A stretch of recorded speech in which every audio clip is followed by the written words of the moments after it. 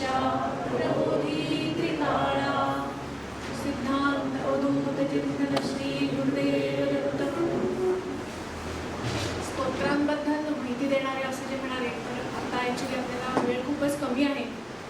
तर सांगायचा उद्देश हा आहे की आपण जी स्तोत्र म्हणतो, रोजच्या आपल्या उपासनेतली जी स्तोत्र आहेत ती खरं तर आपल्याला सगळी पाठ, ते दक्षिणावर्ती स्तोत्र असेल, देव्यापराधक्षमापन स्तोत्र असेल, जी कोणती संस्कृत स्तोत्र आहेत, अवतरणी घेतली किंवा स्तोत्र पुस्ती घेतली, ती खरं तर आपण एक साधक म्हणून जर या चरणी 25 वर्ष आहोत आपण, तर आपल्याला ती पाठ पाहिजे.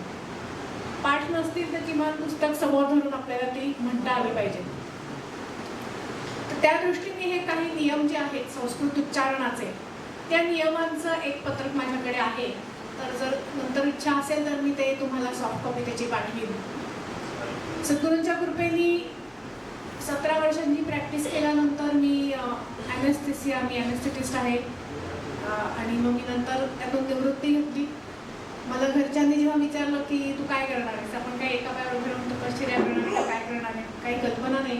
म्हटलं नाही, मला आतून सद्गुरूंची अशी प्रेरणा आहे. असं काय मला काय दिसले आणि सांगितलं असं काही नाही, पण आतून जी प्रेरणा होती की मला आता प्रॅक्टिस करायची नाही आहे आणि मला जे काय करायचं आहे ते अध्यात्म मार्गात मला पुढे जायचं आहे. आणि त्यानंतर मी 12 सालापासून जवळजवळ स्तोत्र शिकवायला सुरुवात केली आमच्याच गावामध्ये. आणि पहिल्या दिवसापासून जवळजवळ 41 बायका यायला लागल्या. बारामतीसारख्या ठिकाणी कोण येणार असं मला सगळ्यांनी विचारलं होतं, पण 41 बायका स्तोत्र शिकायला यायला लागल्या. आणि आजही 40 आकडा आहे, त्याच्यामध्ये काही आल्या गेल्या बदलत राहिल्या बायका. तर हे संस्कृत स्तोत्र जे आहेत ते उच्चारताना त्याचे काही नियम आहेत. आपण सुरुवातीला जेव्हा आपला आजचा शिबिर सुरू झालं तेव्हा एक श्लोक म्हटला होता, ब्रह्मानंदम परमसुखदम केवलम ज्ञानमूर्तिम.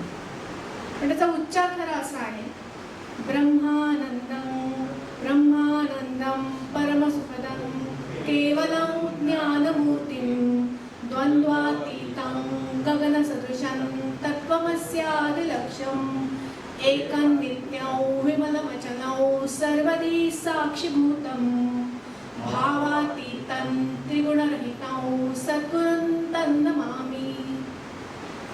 जनरली कसं होतं, पूर्वीच्या काळी जी स्तोत्र शिकवली जायची ती आपण म्हणजे एक मौखिक तिथे शिकवली जायची की एकाने दुसऱ्याला मौखिकरित्या शिकवायचे. समोर शिष्य बसलेला असायचा, शिकणारा बसलेला असायचा आणि दुसरी व्यक्ती शिकवायची. त्यामुळे ते शिकवताना मी जे सांगते तेच उच्चारण त्याच्या तोंडून घडतंय का नाही घडतंय हे शिकवणाऱ्याला कळायचं. पण जेव्हापासून सर्वांना वाचायला यायला लागलं आणि सर्वांना असं वाटायला लागलं की मला वाचता येतं, मी हे म्हणू शकते, तेव्हा असा प्रॉब्लेम सुरू झाला की काही नियम जे आहेत संस्कृतच्या उच्चारणाचे ते जर माहिती नसतील तर मात्र त्या उच्चारणामध्ये चुका होऊ लागल्या. जसं आपण सगळीकडे जिथे ज्या स्तोत्रामध्ये अनुस्वार येतो तिथे जनरली आपण मच म्हणतो, ब्रह्मानंदम परमसुखदम केवलम ज्ञानमूर्तिम. तर तसं स्तोत्र म्हणताना जे नियम आहेत त्याचं मी थोडक्यात इथे आत्ताच तुम्हाला त्याचे नियम सांगते आणि ते तसे नियम का आहेत ते इथे सांगते. आणि त्यानंतर प्रत्येक स्तोत्र म्हणताना त्याचे उच्चार कसे येतील असं एक छोटीशी पुस्तिका आमच्या सत्संगातर्फे केलेली आहे. ती जर आम्हाला शक्य झाली तर आम्ही पुढच्या काळामध्ये ती पाठवू. तर आपण जे म्हणतो की आपले वर्ण स्वर आणि व्यंजन जे आहेत त्याच्यामध्ये तर 4 प्रकारचे वेगवेगळे वर्ण आहेत आपल्याकडे. कंठातून निघणारे जी व्यंजन आहेत जसं क ख ग घ आणि शेवटचं त्याचं कंठव्य जे आहे ते ङ.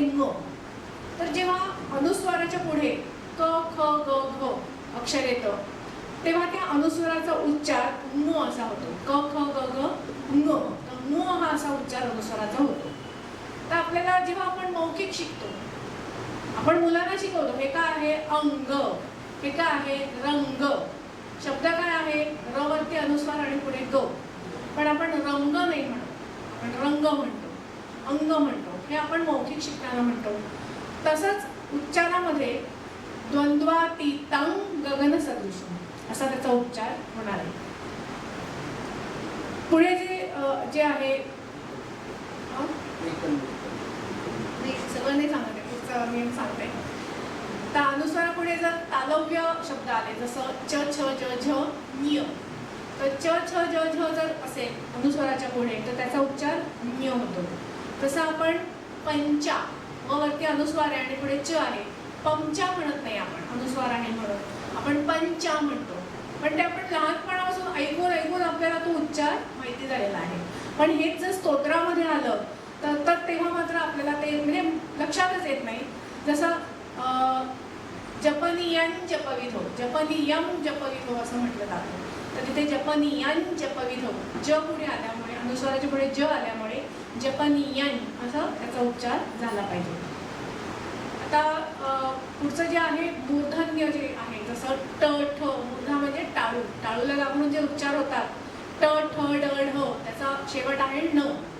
तर जेव्हा ट ठ ड ढ शब्द अक्षर अनुस्वाराच्या पुढे येतं तेव्हा त्या अनुस्वाराचा उच्चार ण असा होतो. जसं आपण कंटक म्हणतो, अनुस्वाराच्या पुढे क वरती अनुस्वार आहे आणि पुढे ट आला तर आपण कंटक म्हणतो, कमटक नाही म्हणत. इन जनरल जे सगळीकडे अनुस्वार म्हटलं की म असा ते रूल नाहीये. तर अनुस्वाराच्या पुढे क आला, कच्या पुढे क वरती अनुस्वार आला आणि पुढे ट आला तर कंटक म्हणतो किंवा गंड म्हणतो. ग वरती अनुस्वार आहे पण पुढे ड आलेला आहे तर गंड असा उच्चार आपण करतो. तसंच जर दंतव्य शब्द असतील, जसं दाताच्या पाठीमागच्या बाजूला जीभ लागल्यामुळे जो उच्चार होतो की त थ द ध, त्याचं शेवटचं अक्षर आहे न. त थ द ध न जर अनुस्वाराच्या पुढे असेल तर त्याचा अनुस्वाराचा उच्चार न असा होतो.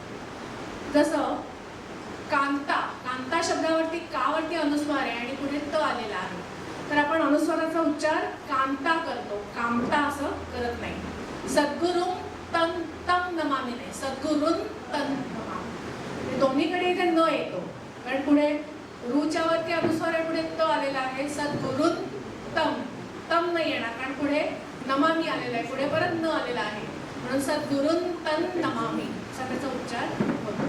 तर पाणिनीच्या व्याकरणानुसार सगळे नियम आपण घेतलेले आहेत. अनुस्वाराच्या पुढे प फ ब भ म असेल तर मात्र ते शेवटचं अक्षर त्याचं म असल्यामुळे ते आपण त्याला ओष्ठव्य म्हणू, तर ओठांमधून त्याचा उच्चार होतो. त्यात पण बरेच बारीक बारीक नियम आहेत. जसं आपण प फ फ नाही म्हणत, संस्कृतमध्ये फ नाही आहे, ओष्ठव्य आहे ते प फ फ आहे, फ नाही आहे. तर प फ ब भ म असेल तर त्या अनुसार उच्चार प. जसं संप, रंभा, ब्रह्मानंदम परमसुखदम, तिथे मात्र ते मकार म असा अनुसाराचा उच्चार होणार. आता शेवटचं जे आहे आपल्या वर्णमालेतलं य र ल व ह श क्ष ळ ज्ञ, त्याच्यापैकी य जे आहे, य जर आला अनुस्वाराच्या पुढे तर त्या अनुस्वाराचा उच्चारामध्ये य होतो. आता उदाहरण द्यायचं झालं तर संयम हा शब्द जो आहे सवरती अनुस्वार आहे, त्याच्यापुढे य आलेला आहे तर आपण संयम नाही म्हणत, संयम म्हणतो. पण हे आपल्याला ऐकून ऐकून झालेलं आहे. जर एखाद्या तिराईत माणसाला जो पहिल्यांदाच देवनागरी लिपी शिकतोय, एखादा फॉरेनर आहे, त्याला आपण अनुस्वार म्हणजे म असं सांगितलं तो वाचताना संयम असंच वाचणार, पण उच्चाराच्या नियमानुसार ते सै असा उच्चार, कारण पुढे य आल्यामुळे अनुस्वाराचा उच्चार य होतो. जसं आपल्या एका श्लोकामध्ये ती लाईन जी आहे भूतम यथा निद्रया, भूतम नाहीये, भूतै यथा निद्रया असा त्याचा उच्चार व्हायला पाहिजे. आणि र म ह श श, श आणि श, जसं शहामृगातला श आणि जो पोटफोड्या श असतो त्याचा श असा वेगळा उच्चार आहे. स ज्ञ ह्या सगळ्या पुढे जर अनुस्वार आला तर त्याचा उच्चार व असा होतो. जसं सिंह, सच्या वरती अनुस्वार पुढे ह आल्यामुळे त्याचा उच्चार सिंह होता, पण सिंह ऍक्च्युली आपण संस्कृतमध्ये म्हटलं जात नाही, सिंह म्हटलं जातं. दंश पुढे श आला तर अनुस्वार व होतो. कंस, संज्ञा, जसं गंगा पापम, शशी ताप, गंगा पापं शशी तापन दैन्यम असं म्हणाल. गंगा पापं शशी तापन दैन्यम कल्पतरुस्तथा असं ते म म आणि व असे 3 उच्चार त्या अनुस्वारामध्ये आलेले आहेत. अनुस्वाराच्या उच्चारापुढचं अक्षर जर ल असेल त्या अनुस्वाराचा ल होतो. असं अक्षर नाही आहे, पण यल लब्ध्वा, गीतेमध्ये एक श्लोक आहे त्याच्यामध्ये यवरती अनुस्वार आणि पुढे ल आहे, यम लब्ध्वा होत नाही, यल लब्ध्वा असा त्याचा उच्चार होतो. शेवटच्या अक्षरावरती जर अनुस्वार असेल तर त्याचा उच्चार बाय डिफॉल्ट म असाच होतो. जसं ब्रह्मानंदम परमसुखदम केवलम ज्ञानमूर्तीम, शेवट असेल तर उच्चार परत मकारांतच होतो त्याचा. आता विसर्गाचे काही उच्चार ठराविक ठरलेले आहेत. जसं विसर्गापुढे क ख किंवा प फ आलं तर त्याचा विसर्गाचा अर्धा उच्चार करतात. जसं गीतेतल्या एका श्लोकामध्ये आहे तसं योगस्थ असं नाही म्हणत, योगस्थ कुरु कर्माणी नाही म्हणत, योगस्थ असा अर्धा उच्चार त्याचा केला जातो. अन्येच बहव किंवा विसर्गाच्या पुढे जर श आला त्याचा उच्चार श होतो. त्याचा उच्चार विसर्गाचा उच्चार श होतो जर पुढे श आला तो, आणि त्यामुळे एकत्रित उच्चार करताना दोन शचा उच्चार तिथे केला जातो. जसं गीतेतला श्लोक आहे अन्येच बहवः शूरः, बहवः नाही म्हणायचं ते, अन्येच बहवः शूरः असा त्याचा उच्चार होतो. आणि मुळात जेव्हा एखादा जो शब्द आहे तो इका म्हणजे पहिला आहे, त्याला ह्रस्व आहे, दीर्घ आहे, त्याच्यावरती सुद्धा त्याचा उच्चार ठरलेला आहे. ह्रस्व सूर जे ह्रस्व स्वर जो असेल तर त्याचा ह्रस्व उच्चार असतो आणि दीर्घ असेल तर दीर्घ उच्चार असतो. असं आता इथे माझ्यासमोर उदाहरण नाही आहे, पण ह्रस्व म्हणजे दीर्घ असेल जसं आता लक्षात येत नाही, मी सांगते लगेच.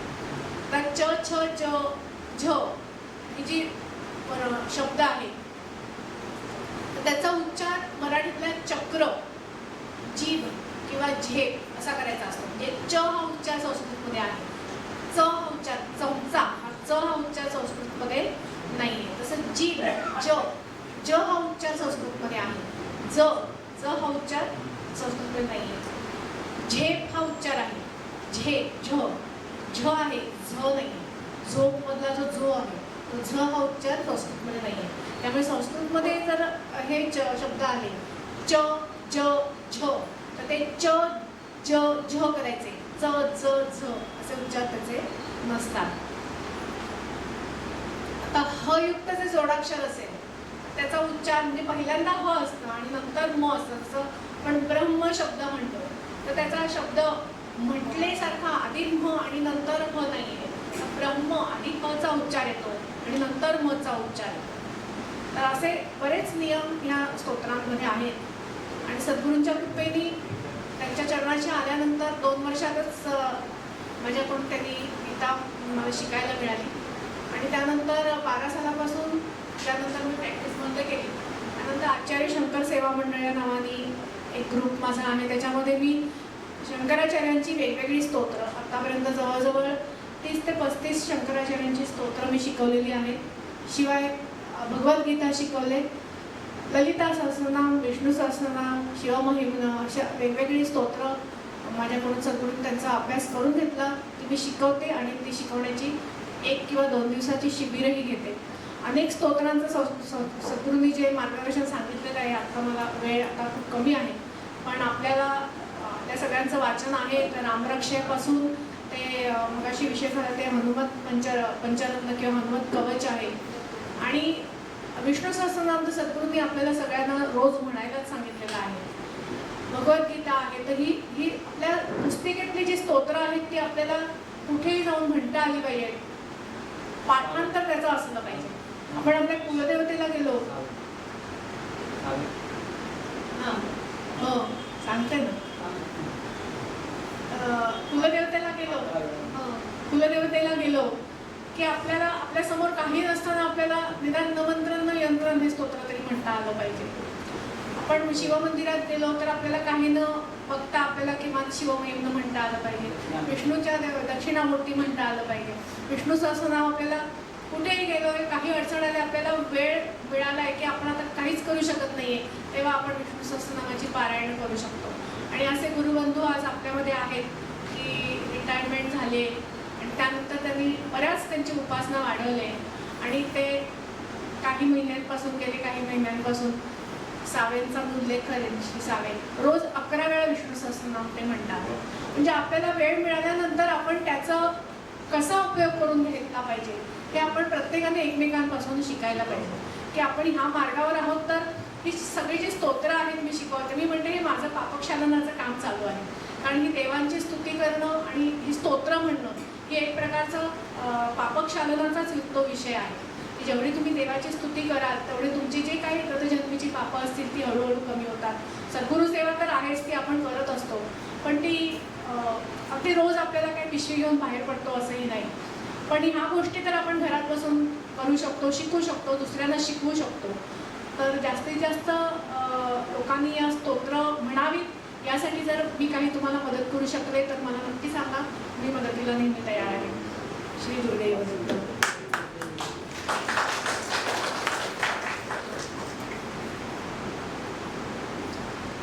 आता शेवटी त्यांनी जो उल्लेख केला फार मोठा परिणाम होतो. जगद्गुरु शंकराचार्य जेव्हा आता आले होते 18 साली विजय यात्रेला, जेव्हा वेळ मिळेल तेव्हा आम्ही सगळे भक्त मधल्या वेळेत ते येतात आणि मग त्यांच्या स्नानाला जाऊन मग नंतर चंद्रमौलीश्वर पूजा असते. तिथं आम्ही विष्णू सहस्रनाम म्हणायला सुरुवात केली. त्यांच्या जवळच्या लोकांना जगद्गुरूंना इतका आनंद झाला आणि जगद्गुरूंचे जे संन्यास घेण्यापूर्वीचे जे वडील आहेत, आई वडील, त्यांनी बोलून दाखवलं की खूप छान पद्धत आहे, म्हणले सगळीकडे असं करायला पाहिजे. किंवा यांनी त्या बरोबरच्या महिलांना घेऊन दुसऱ्या दिवशी ललिता सहस्रनाम म्हणलं. त्यांच्या घरातल्या लोकांना इतकं आवडलं, म्हणजे हे महाराष्ट्रात आम्हाला कुठंच बघायला मिळालं नाही. स्तोत्र म्हणण्याचा वेगळा परिणाम असतो. एकदा जगद्गुरूंच्या बरोबर आम्ही पंढरपूरमध्ये होतो आणि पंढरपुरात गरुड खांबापाशी बसून आम्ही विष्णू सहस्रनामाचा पाठ केला. त्यांचे जे त्या विद्यापीठातले जे त्यांचे कर्मचारी विद्यार्थी आहेत त्यांच्यावर एवढा परिणाम झाला आमचा, ते कधी शृंगेरी गेलं तर इतके आनंदी होतात. म्हणजे वो आपका याद है, वो आपण पंढरपूर के मंदिर में आपने विष्णू सहस्रनाम बोला था. म्हणजे ह्याच्यावरून आपली काय होते, आपली पारख होते. आणि कुठेही एखाद्या देवस्थानात आपण एखाद्या सेवेसाठी जात असतो तर त्याला आपल्याला अनुकूल परिस्थिती त्या ठिकाणी निर्माण होते, स्टॉलला जागा मिळणं वगैरे, या सगळ्यात त्याचा फार परिणाम होतो. तर मला वाटतं हे सत्र आपण इथं संपवूया. 4 वाजलेले आहेत.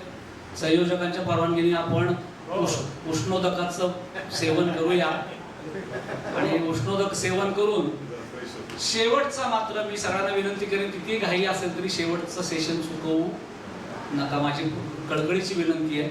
गडबड असेल तरी थोडा वेळ काढा, कारण बरचसं सार आजच्या दिवसभराचं त्या शेवटच्या सेशन मध्ये आहे आणि आपण शक्यतो वेळेत संपवायचा प्रयत्न करू. श्री गुरुदेव.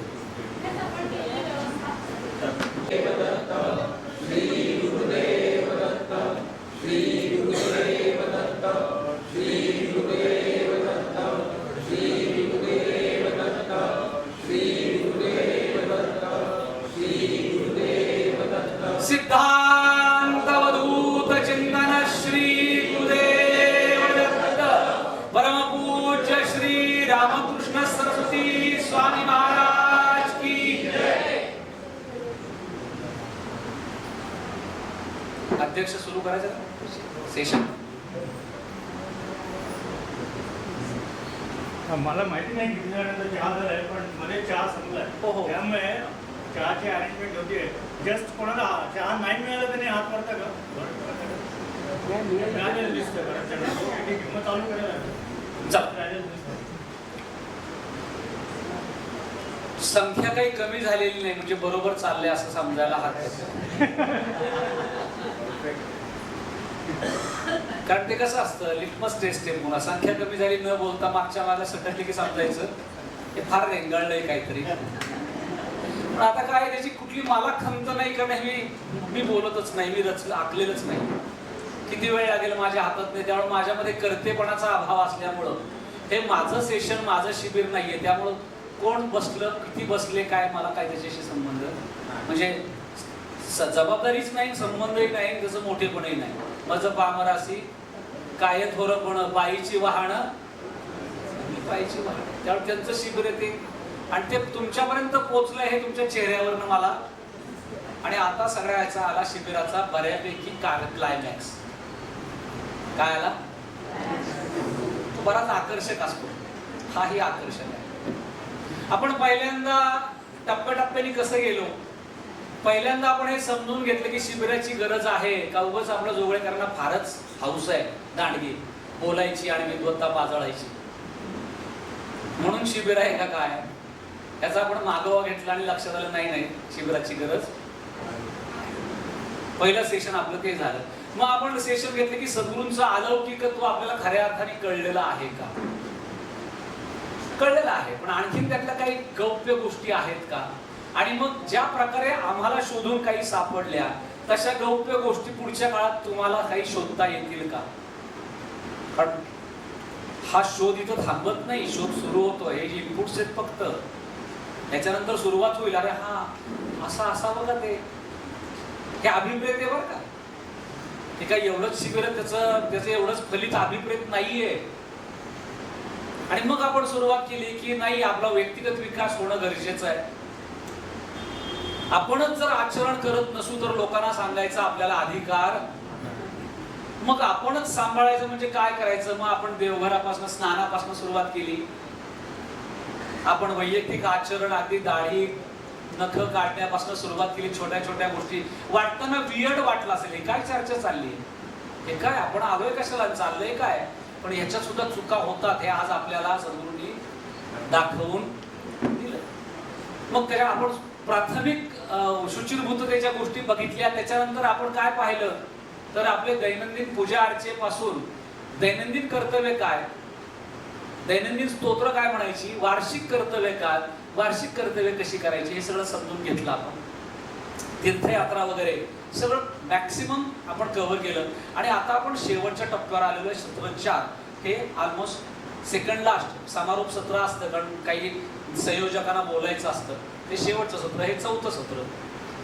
तर सर्वप्रथम महेश राव असतील, काजरोळकर असतील, किंवा प्रसाद दादा असतील, किंवा पराडकर साहेब असतील, सर्वप्रथम ह्या चौघांना 5 जणांना जे कोणी सत्संगाचे पदाधिकारी आहेत सगळ्यात पहिले धन्यवाद यांना. कारण चांगलं झालं तर चांगलं कौतुक करतील किती लोक मला माहित नाही, पण वाईट झालं तर नावं ठेवणारी माणसं जास्त असतात समाजात. आणि त्यांचं ते घाबरले पण मला पराडकरांच्या प्रत्येक फोन मध्ये कळत होतं की करायचं तर खरं, मला वाटतंय करावं, पण काय बाबा नाही झालं कसं काय. आणि मी त्यांना दिलासा देत होतो की आपलं नाहीये, हे माझं नाही, तुमचं नाहीये, हे सद्गुरूंचं आहे. ती धारणा मनात असेल तर फारशी चिंता करू नका. हा तुमचं असेल, माझं असेल तर मला चिंतन करावं लागेल, मला काळजी घ्यावी लागेल. माझंच जर नसेल तर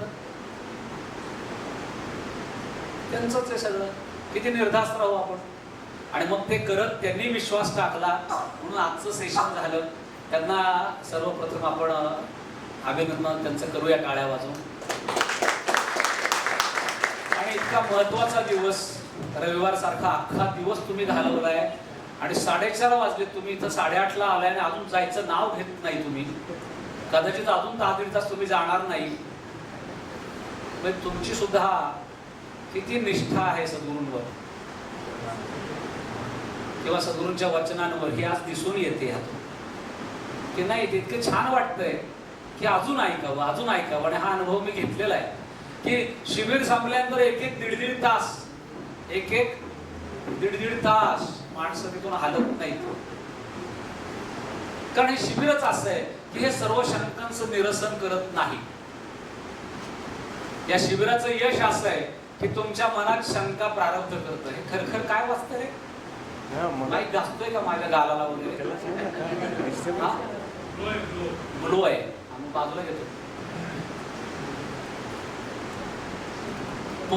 भला जरा ग्लो येतो, ब्लास्ट म्हणतो आम्ही त्याला कधी कधी, ग्लो ब्लास्ट. काय विषय चालला, शंकांना सुरुवात होते, हे याचं यश आहे. सगळ्या शंकांचं निरसन हे या शिबिराचं यश नाही, प्राथमिक यश आहे. आणि अशा शंका मनात यायला सुरुवात होणं हे या शिबिराचं खरं लक्ष आहे. आणि अशा अनेक, हे काय विचित्र, एवढं सांगितलं समजून बाई, 8-10 दिवस गेला, 10 तास बोलतायत, 8 तास, आणि परत म्हणतात सगळ्या शंका निरसन झाल्या नाही. प्राथमिक शंका निरसन झाल्या, पण उपशंका निर्माण होणार, त्याला कुणीही फेल्युअर समजू नका. ते कार्यक्रमाचं यश आहे. आणि तुम्हाला शंका येणार आणि गुरुकृपा अशी आहे, तुम्हाला कुठंतरी कधीतरी त्या शंकांचं या ना त्या मार्गातून या ना त्या प्रकारे ग्रंथातून त्याचं निरसन ते आपल्याला पुढच्या काळात त्याचा अनुभव घ्यायचा आहे.